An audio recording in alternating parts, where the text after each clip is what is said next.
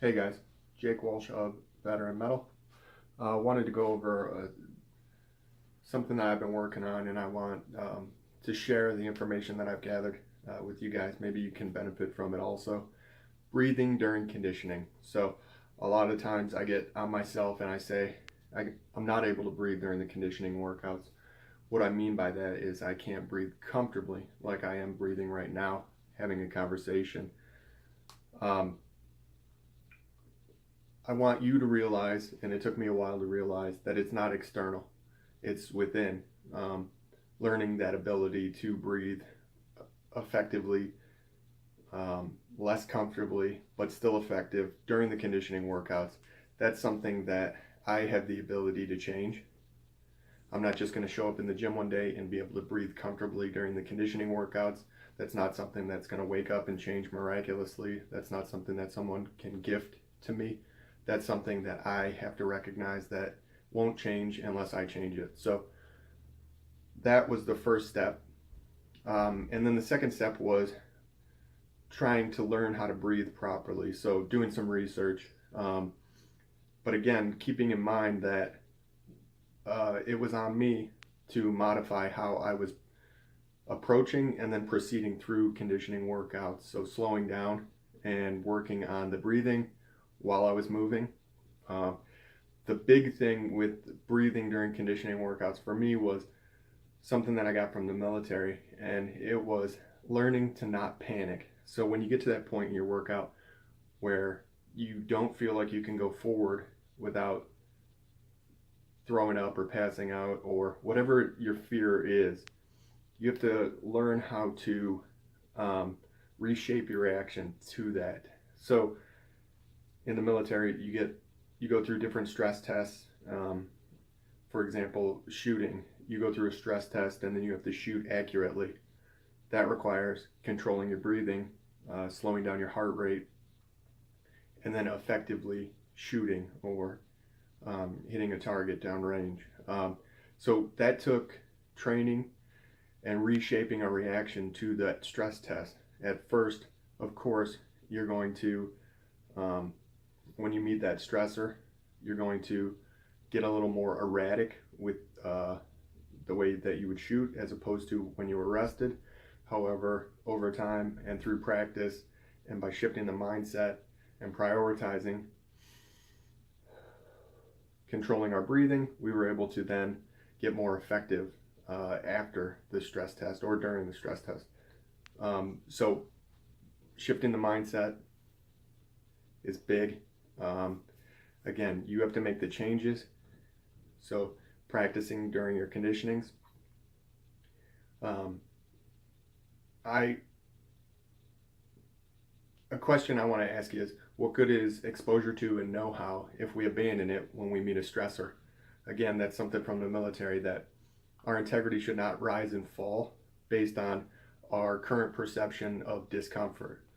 So again, managing our perceptions of what a stressor is. Are we able to breathe? Yes. Is it less comfortable than, say, sitting on the couch? Yes. But our perception should not be, this is difficult, I can't go forward. That's negative talk. That's our limitation that we're giving ourselves. That's actually making what we still have to do much harder than what's necessary going forward.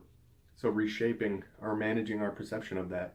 I am able to breathe. I am able to stand here and think these thoughts. I am able to stand here. So a lot of times we can take things for granted. So when you're saying, I can't breathe, what you're saying is, I can't breathe comfortably, but you're discounting all the other things that you can currently do.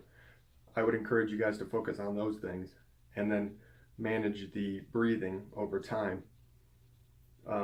I would also say what's worked for me, I've done this when I get some kind of a tweak or injury. I step back in my training. Um, Sometimes I'll do it on my own, and I step back in order to move forward in the long term. So short term, I'll step back, slow down the intensity, slow down the frequency, do moves that I don't normally do. I'll work on my breathing. Um, Anything to help me get past this plateau. So whether it's a mental plateau or a physical plateau, um, step back in order to move forward. Work on your breathing during your conditioning. Allocate like a month to just work on your breathing. Get more effective with your breathing. Push what is discomfort or uncomfortable further and further, not by going as hard as you can out of the gate in every conditioning workout and hoping that you'll be able to breathe someday, but actually getting comfortable with being uncomfortable breathing during a conditioning workout, controlling that, managing your perception, and then over time, your capacity will continue to grow. A conditioning workout is not good if you just get to a point where you can't breathe comfortably and then you back way off. That's not the point of conditioning. You want to try to keep going. So if you're getting to a point where you're stopping or slowing way down, or backing off the throttle, however you want to call it, you need to adjust that. And that's not on a coach, that's on you. The coach can stand next to you and yell at you and tell you to get another rep, but ultimately you need to be the one that's controlling your breathing. That's not something the coach can give you. I would say forget the clock, forget what's prescribed. Everyone's obsessed with what's prescribed, which really it's completely arbitrary. Forget the load, the distance, the time, and just work on more effective breathing. If you're going to time something, give yourself a set amount of time to work on your breathing. Don't worry about the reps, don't worry about the load, don't worry about the distance that everyone else is doing. Know that you're making improvement and work on it. So again, prioritize mindset and practice. Manage your perception of what is discomfort or uncomfortable, and then reshape your reaction to it. That's a huge one. Some things that you can do just messing around, you can hold your breath, not hold your breath, but only breathe through your nose. You can sip some water and then try to do a workout. If you want to look up more about breathing techniques, just Google it. CrossFit New England has some articles. Box Rocks has some articles. Mark Divine has some videos.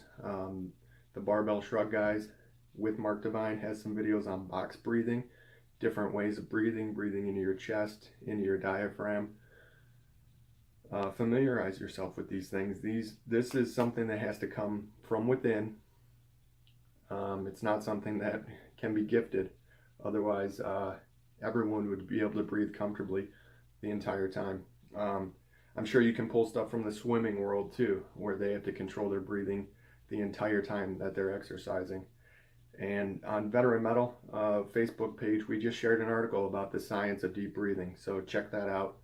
If you have any other questions, let me know.